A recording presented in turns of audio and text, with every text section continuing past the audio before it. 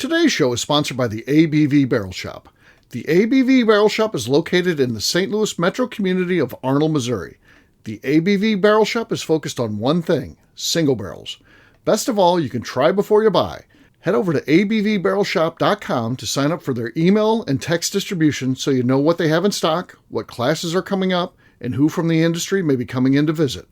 The ABV Barrel Shop. It's where single barrels live. We're also sponsored by the Bar to Go. The Bar to Go offers traveling minibars that are no bigger than a small purse or toiletry bag. Best of all, they are fully customizable so you can create the perfect piece that is unique for you. If you own your own business, what a fun and unique way to promote what you do. Check them out online at thebar2go.com. That is the number 2 in the Bar to Go. If you have wholesale questions, call my friend Isabel Clark at 504-481-1297. Finally, we are sponsored by the Neely Family Distillery. NFD is a family-owned business that keeps ringing up awards in the spirits world. Head to Sparta, Kentucky to experience the family history, award-winning spirits, and meet the Neely family. Check them out online at neelyfamilydistillery.com. Now, on to the show. Let's drink!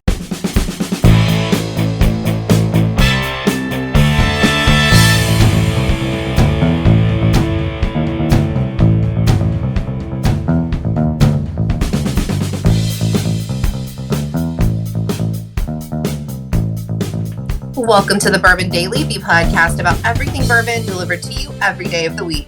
Today on the show, we discuss the barbecue chicken and brisket sandwiches from Arby's. My name is McNew. Please join me in welcoming my co-host, Steve Agley, along with our special guests, Kathy Cool, Vaughn Nieters, and Lou Gotero. Hey gang, what's up? Hey guys. Hello. Hey, today's show is sponsored by the great Arby's company. No, I'm kidding. We have no affiliation with them. Just think we did. We had to work in a show for them, talk about how great the sandwiches are, how great Arby's is. So we're not quite there yet. No. But we'll talk about them jumping in there. They're on the bourbon popularity train for sure. And we'll get to that after the break. For right now, I have a question for you. Is there any kitchen appliance, one that would sit on the counter? We're going to go specific to counter ones because it's a commitment. If you're willing to get a kitchen appliance that's on the counter, you're giving up precious space and resources. Is there anyone that people love that you guys can't stand, that you guys would never have, never use? Because I got one. For me, it's the Keurig. I think that's the most... I hate that. Useless piece of equipment. People love it. It makes tepid, watered down coffee. If you like tepid, watered down coffee, then yes, get a Keurig. But I don't like the Keurig. I'll never have one. I have an old school, like a bank giveaway coffee pot. Yeah, I mean it's literally it's as cheap as can be. But it's plug it into the wall, turn it on, let it drip through the little filter, and yeah, it's good. That's what I like. So. Well, I can go first because it's pretty simple for me. Okay. It is the juicer. Yes, the juicer. We've gone to some friends' homes and there sits a juicer, and I just say out of curiosity, how many times have you used that this week? Just this week? Oh, we didn't have time this week. Okay. Why take a perfectly good food and turn it into a liquid when we work so hard to eat solid foods? Yeah. Oh man, I got a little bounce back on that one. Some fresh apple juice with some whiskey in it. Oh, here we go. Nieters like pressing his own apples for one cocktail. Like that's right. Nice, but I'm not doing that. No. Yeah, I can't say I've used it this week or this month, but it's delicious. Yeah. It's not quite the season yet, Vaughn Nieters. You have a little while before apple season. It's true. Exactly. So there was my example. What is everyone else? Okay, and what's everyone else? I cannot stand a toaster oven. I do not get the point. They are useless. Air fryer. Why would we get a toaster oven? A smaller thing that takes up space that does less. What is the point of a toaster oven? That's a good point. They made sense before the air fryer. Now the air fryer is the thing. Well, also, I notoriously do not like on my counters, and we had a little tiny air fryer that was great because I could just unplug it, put it away, never seen. And now we have a big one that I was mad about for about a month, but it's honestly so nice. Oh gosh, yeah. You should make it a cozy. If you make a cozy for it, You can decorate it cozy. however you want. Excuse me. New It's guy. too cozy. It's like a little dress for your. I actually don't like the air fryer myself. I think it's bad, but I'm not a fan of the air fryers. But and it got so bad today, just today, in fact. A new guy tells me he cooks hamburgers in an air fryer. I can't imagine anything worse. That's terrible. It was actually a pretty good burger. Oh God! It makes good wings. But air fry some wings good. I like crispy wings. I like crispy wings, so I could see that. But again, this is not the ideal way to do it. But you know what? I get that. I don't want a crispy burger. I don't. A dried burger. I don't do crispy or dry. Horrible. Just why not just microwave it? Just microwave the burger. It's fine. Why do we need that then? Just microwave Boil it. Fair enough. Just microwave a burger. Just go ahead. Yeah. So what's funny is I went to the Fox to see he's the food science guy. Oh yeah, Alton Brown. Yeah, and he did a whole thing on how evil the air fryer was. Yeah, well, he's not wrong. Yeah. I like nice food when other people make it for me. If I have to make it myself, it's just literally so I can survive. It does not have to be good. Yeah, Hot Pockets and whatnot. So yeah, that air fryer works out well. Yeah. Dipped in ranch. Mm-hmm. Right, you just get the bottle of ranch out of the fridge. Slather it in ranch. No one knows because you're in your own home. You can, and then you can blast it. Ever happened about me is fucking ranch. I hate ranch. Put ranch on blast in public, but then just enjoy Lenny it. doesn't come on anymore to talk about being a vegan, so we gotta pick on you. Exactly. All right. Kathy, what's yours? I'm the only one that hasn't gone because you guys took mine. I didn't go either. Keurig machine. Von Nieters hasn't gone. What's that? Sorry. No, go ahead. We're at you. Okay. Keurig machines. The Keurig, yeah. I'm gonna double down on that. People love that, don't they? They even have them where it'll make a pot of coffee. Now, if you're gonna make a pot of coffee, just make a pot of coffee. I get the convenience of the one cup, but I've never had a good Keurig coffee. Exactly. I was at my mom's last week, and she's like, "I need you to go buy me a Keurig machine and some pods," and I downright refused. And I almost got a little irate with her. I was like, "You will not be drinking the Keurig coffee. It's bad." Yeah. But for some reason, people just love the super convenience. I don't understand. But I get what all of you are saying, but in this house, the war department, she does a Keurig machine, and I choose my battles. You got to pick your battles. I get it. This is not one of them. Right. Yeah, right. I understand that. Hey, I understand there's some you just you fold even when you could probably have a winning hand, you just fold it. Because I do a French press for me. Right. There you go. There you go. That is. Yeah. Oh my God, that's good coffee. Luke, you have to admit that Keurig is bad though, right? Yeah. So get this. Yeah. I got no disagreement there. Right. At all. I go over to the Neely's house, and of course Becca, making the coffee. She says, "I got the Keurig." I'm like, I don't really need any. And she's like, "Well, you don't like Keurig? They're great." And all. So she's telling me how great they are and all this. And ours is better. It's the top end one. I tried, and it's like, it's the usual Keurig coffee. And then, so next time I go, I was just like, I don't have to have coffee ever. I'm not like addicted like some people. I can have a day without coffee. It's not a big deal. I just don't need any. So. Around you on those days, like, do you think you're having maybe I don't know. So, but the next time I go to and stay at the Neely's, guess what? They've got a coffee pot, like I've got.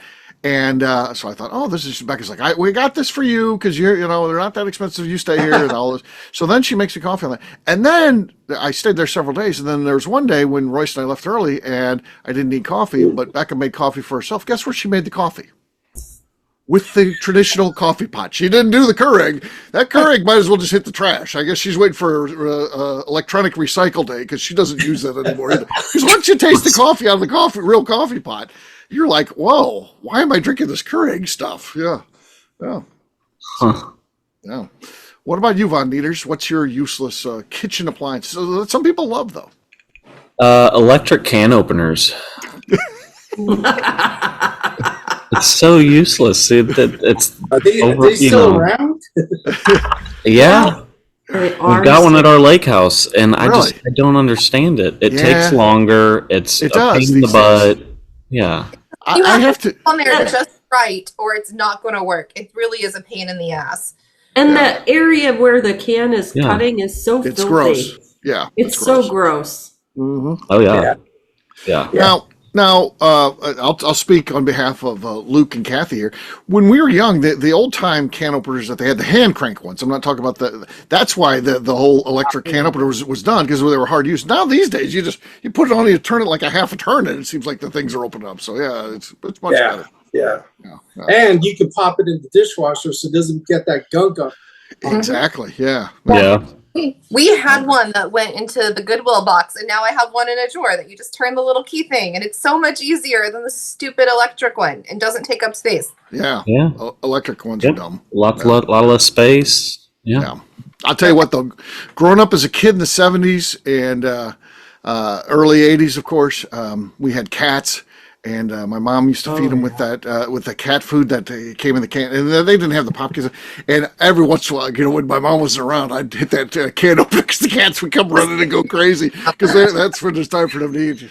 I just. Now, was it olive green or was it gold? It was olive green, yeah, for the one we had, yeah. That was classic. So yeah, messing with the cats. So there you Useless countertop. Yep. I liked it. Wasting our countertop. So yeah, there you go. On that note, guess what, gang? It's time to drink. What is everyone drinking? Let's start with McNew. So I got to Maker's Mark last weekend and get my bottles. So I'm going to drink my ambassador bottle. Nice. Oh, that's cool. That's a screw top. It's a screw top, but it's still pretty nice. Still cool. Still cool. No doubt about it. You're in the lead. You're in the lead. And I saw you trying to pull the cork off. She did. Every Even though that bottle's like halfway gone. Yeah. Yeah. Oh yeah, look at that. That's halfway right there. Darren math. All right. What about you, KK? I'm going to open up my Square 6. It's a high rye bourbon. Okay. I don't expect a lot. Okay. Enough to take the lead. Let's say that. So, Luke, you're next. All right. I just picked this up this week, day before yesterday. The Heaven Hill Grain to Glass. All right. The weeded one. Slide on the set. Oh, there's the lead. Wow. There's Is the everybody lead. okay? What's that? That's a.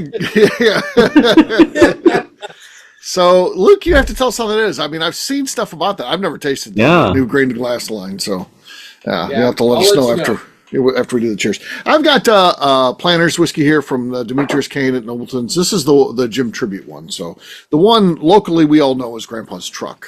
That's what it was called prior to the tribute thing. All right, here we go. No, nothing really there in terms of a pop. But so Luke still has the lead. He's looking good. But then, of course, you got the villain, Von Nieters, who's won quite a few of these. What do you got there, buddy? Well, I've got a pretty well-loved B is for bourbon. Okay. Yeah, nothing. It was nice. It was nice. Second place, nice. So Luke wins. Cheers, Luke. I got the silver medal. Yep. Cheers, everybody. Cheers. All right. Oh, that's good. That's good stuff, huh? Yeah, nice. I'll be on the lookout for those if they ever head this way. So, which one did you get, Luke? Because there's three of them, right? I got the weeded one. The weeded one. Okay. Yeah. Cool. So I didn't get the rye, but I'll keep my eye out for it. And then there's the other one as well. The whiskey. Yeah. All right, what we'll do next, we'll take a quick break. And then when we come back, we're going to be talking about Arby's getting in the bourbon game in the way that they can, of course. They're not a liquor store, but they got it on some of their sandwiches. We'll do that in just a few.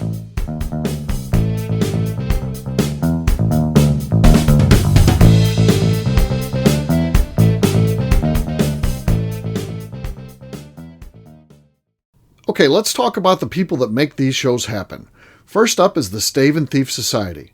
Via their in-person class at Moonshine University in Louisville, Kentucky, the Stave and Thief Society is the place where you, a bourbon enthusiast, can expand your knowledge and emerge an executive bourbon steward.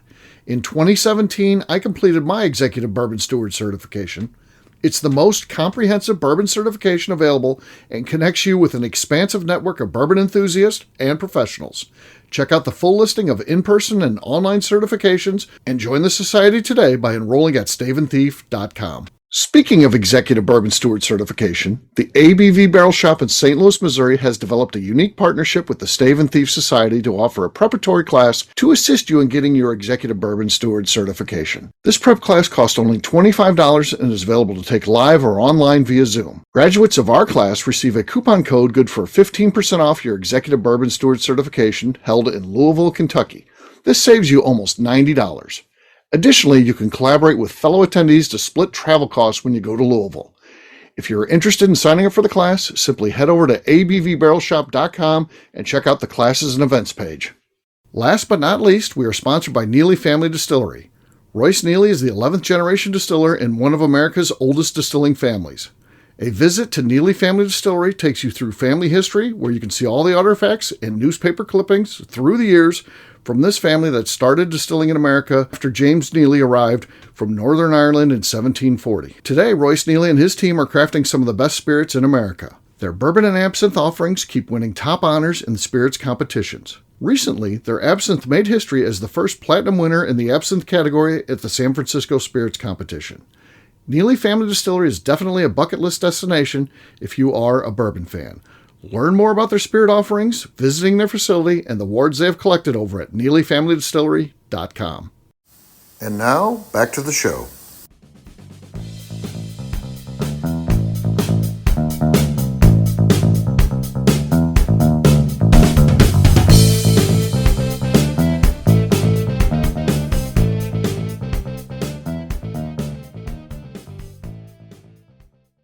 This is Willie C. Moore, and I'm here with MB Rowland, and you're listening to the Bourbon Kit Daily. Welcome back to the Bourbon Daily. Today we're talking about Arby's and their bourbon brisket sandwiches. Yes, we are. Kathy, you said you had some information on these. What do you know? I do. So this year they're releasing the barbecue chicken and the barbecue brisket sandwich. Uh-huh. They haven't done both in the same year since 2018. Wow, this is special. Yeah, big Pre-COVID year. times. Yeah. Pre-COVID. Yeah, interesting. Now, I can't say Arby's is ever a good decision to make. Sometimes my wife will be like, you need to go there when you need, like after you've been sick and you need something that's not going to upset you, but that has protein. She'll go get an Arby's sandwich because it's like the most bland thing ever. That's our rebounding health meal. But I don't think I'd ever go there to get a barbecue or brisket sandwich. How about you guys? Or a chicken barbecue sandwich or brisket? How about you guys? Or have you gone there and tried it and said this is good? I think if I went there after I got sick, I'd get sick again.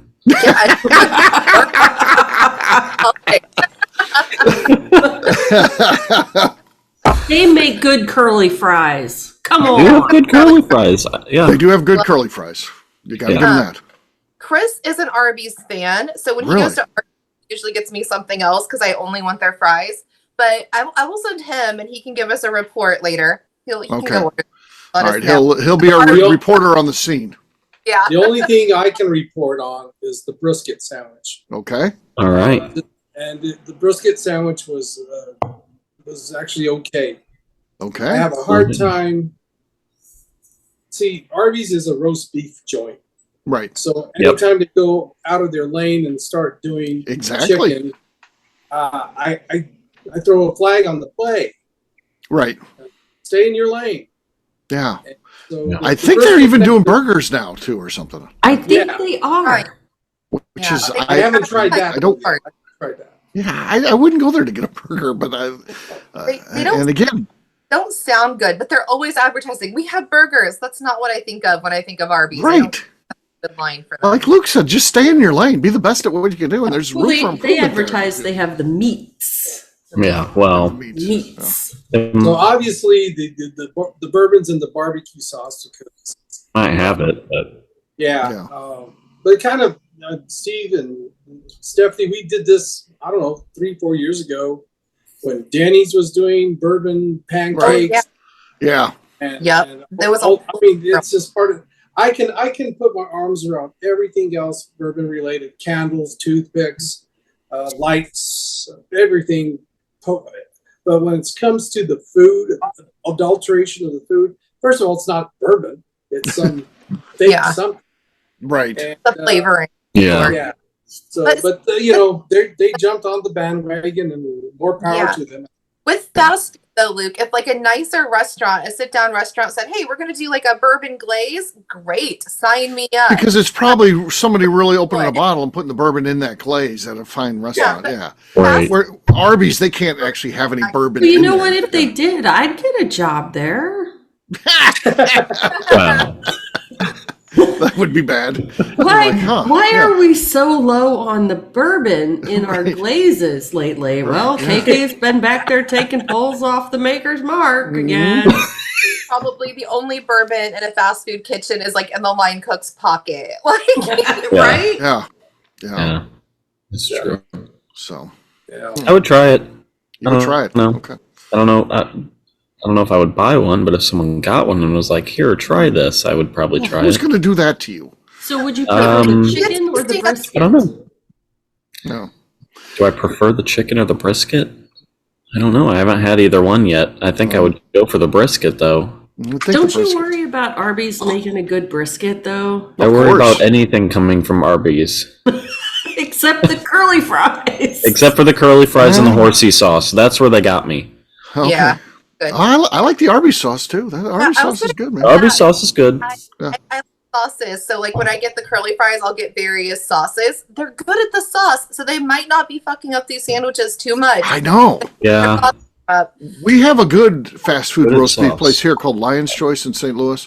Fantastic. But one time I went through the drive-thru and I ordered, roast beef sandwich with, can I get a couple extra of the Arby's sauce? And they're like, what?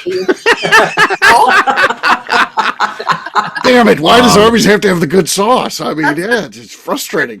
Well, you could probably drive through the Arby's and just drive around and ask for sauce. What you do is you go into the Lion's Choice and get the little bowl of au jus. Oh, that's the best. That's the best, huh? Yeah. Well, I would recommend try the brisket. It wasn't half bad. Did you feel like the sauce tasted like it was bourbon? Okay. No. Oh, okay. Yeah, that's the thing. Like, you get a bourbon candle and it smells like it's brown sugar or something. They're like, oh, it's bourbon. It's like, no, not really. Yeah. No. It's like KK just said. Somebody in there in quality control, they're not adding enough bourbon or bourbon flavoring or color or whatever. It's very sweet, smoky sauce. Yeah. Okay. I feel like that with a lot of bourbon scented or flavored things, they just try and get certain notes that you would get out of bourbon and then they claim it's a bourbon. I've even bought candles from certain distilleries. I'm not going to say where, and those don't even smell like bourbon. Right. Yeah. So there you go.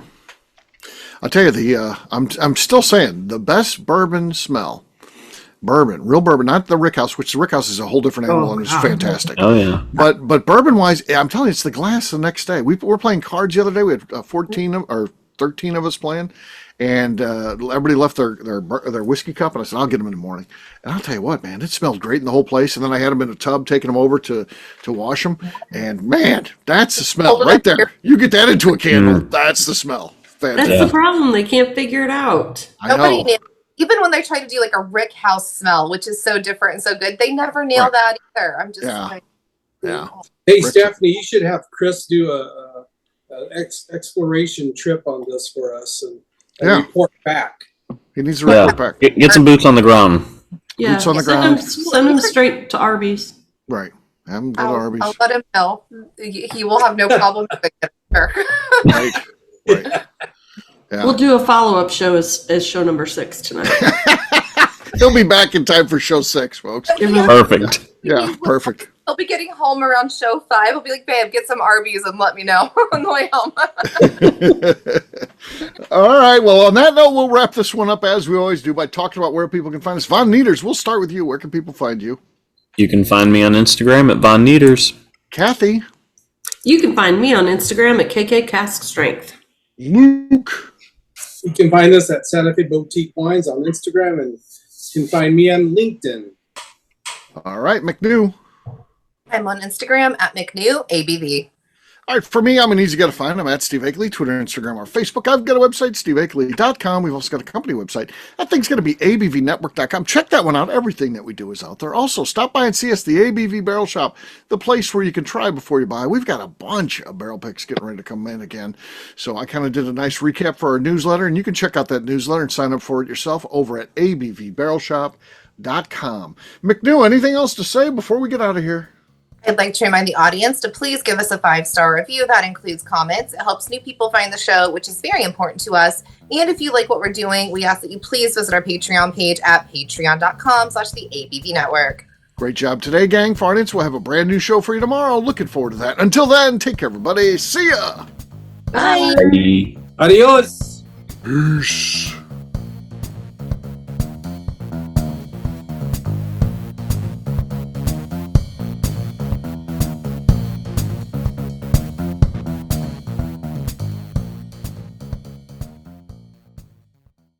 Before we let you go, let's talk about one last thing. The ABV Barrel Shop in the St. Louis community of Arnold, Missouri. The ABV Barrel Shop is focused on a couple of things. First of all, single barrels. We are the place where single barrels live. We go to distilleries, taste through the whiskey, select the best barrel, and have it shipped to our store where we present it to you, our customers, by allowing you to try before you buy. We're also known for the classes that we have in our education center in the store, as well as the events we have with industry professionals from the bourbon business. If you are in the St. Louis area, please come by and visit us at 6 Fox Valley Center in Arnold, Missouri. Or at a minimum, at least sign up for our email and text distribution so you know exactly what's going on in our shop over at abvbarrelshop.com. This is Steve Akeley, owner of the ABV Network, signing off. We thank you for listening to our programming and truly appreciate your support. The Bourbon Daily is part of the ABV Network. For more information or to become a sponsor, please visit abvnetwork.com. Thanks for listening and cheers. This has been a Steve Akeley production.